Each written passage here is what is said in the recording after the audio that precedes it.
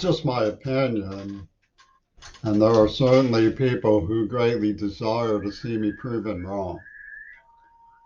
But in my opinion, the election of Joe Biden to President of the United States shows that a very powerful nation state doesn't like the idea of fascism. From coast to coast and various outposts, it's commonly held that fascism is the nemesis of civilization, on which we have pinned all of our great hopes and investments. Even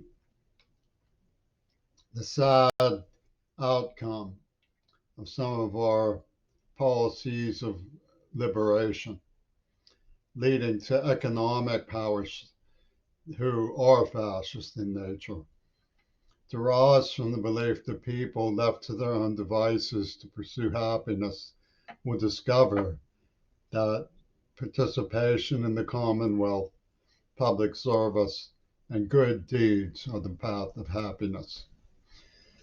So some people call this a Christian society, in the sense that the New Testament teaches the value of each and every person. No one is too small to make a difference. We are. So what has happened that so many powerful cosmic tridents of spearheaded acrimony are pinning their hopes on the belief that the mob and domestic terror can turn the table in favor of the rise of authoritarianism.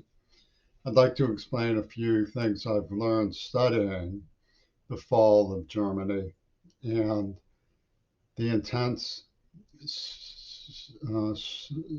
struggle to create a new politics of fascism in the United States. I was posed as a simplissimous character, a laughing stock, someone who was so degraded and demeaned by the peasants that they abhorred association with the idea of anything that I believed. Someone called me up on the phone from a prominent law firm and said, "Thanks for the advice," asked me for some advice. And when I gave it to him, he said, "Thanks. Now I know to do the opposite." This really happened. One of the things I know from a man who's associated with the extreme wing of conscientious objection to all things all is that there's something that is illegal in hunting. It's called spotlighting. It's when you put a light on a deer and they go like this. That doesn't stop poachers from doing it, but it's illegal and it's also immoral. That's one of the reasons it is illegal. It's because it's so immoral. The use of children for war toys is immoral. And yet, the same person who showed me that conscientious objected to my existence so vehemently that he went over the top in participating in organized crime towards me, a billy club, so to speak. Well, when I detected the vibration of hissing, maniacal schadenfreude, malicious gloating from Reagan towards liberalism after my father died, I went to Pitt News and said, "Wait, who is this turkey?" What happened was a lot like spotlighting. All of the police, no matter how mature, no matter how seasoned, all of the politicians, no matter how dedicated to rightness, even the Kennedys, all of the rock stars, no matter how recalcitrant with their Reuter mags, all of the bong smokers from John Current to who knows who, all of the administrators who believed in academic discussion, all of the detectives who knew the difference between evidence and hearsay, all of the lawyers, all of the bigots, all of the girls. They went into shock. Stupid, they was like they were spotlit. Nobody more so than the police, because someone had said the name Reagan, and everyone went like this, and it was and stone stupid zombie fell over everyone, and then they huddled. We can poison him with things like um, mouth poison in the food. We can force him to eat 300 milligrams of risperidol a day. We can suck his dopamine out and he'll be shaky like shaky. We can use his poetry for bombings, man. We can tell Wagner Group. We can be the mighty titans of spearheaded acrimony, and everyone will endorse it. They will line up. You will have Tim Kaine, Hillary Clinton, Mark Nordenberg, the Fernholer Bridge Gang, all of them will say, he said Reagan. And guess what? We have a godsend of hanky pank. He said, please don't mock me because I loved you. Oh, how wonderful. We can rip off the museums. They all did. Every last one of them. You can make a poster of all of the people who did.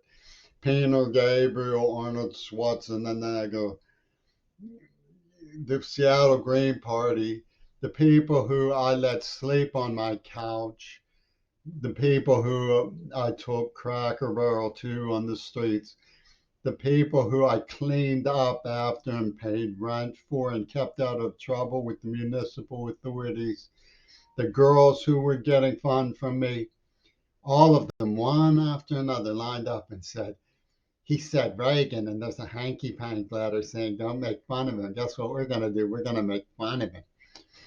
Now, another thing that they do besides the so-called scandal mongering and the way that they go into shock when you say the word authority.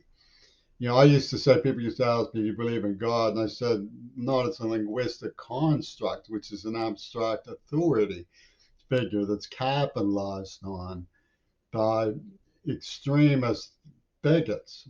I mean, it's different from what you mean by um, the existence of love and as a form of knowledge, which teaches the human race the difference between right and wrong. It's a different idea. Well, these people slaughteringly tortured me, and made jokes of it. I was the Fernholer Bridge that they stomped on till it fell.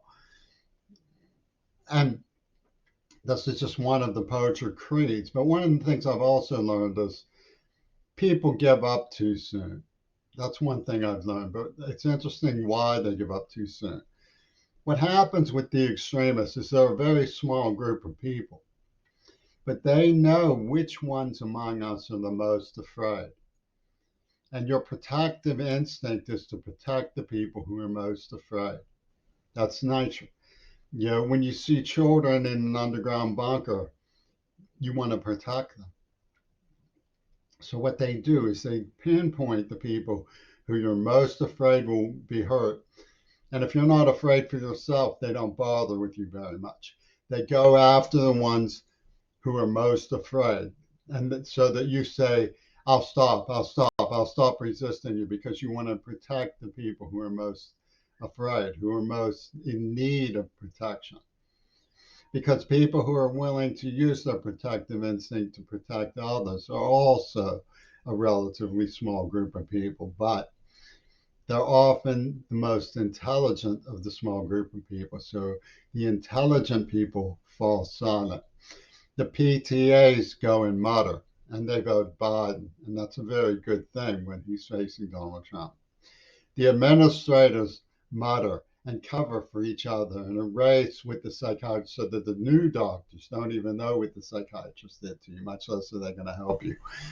And then the guys who are laughing their off because they humiliated you with a girl, call their friends on the phone and say, don't tell him that we're conspiring to give him things that will lead to Parkinson's disease and poison him in the mouth. And they call themselves Sound Mental Health. And their administrators are the Colin Powell people that come to the rescue of the Reagan enigma with burning spears and tridents of acrimony. What did I do? I protected my dead father's reputation. He was a liberal, and Reagan was hissing weird things about liberalism. And I said, who is this turkey? They were like, oh, Hanky Pank, get him, get him. And Peter Gabriel chewed his carpet. He had to replace every carpet in his bath palace. He chewed them to rags. He was so vociferous.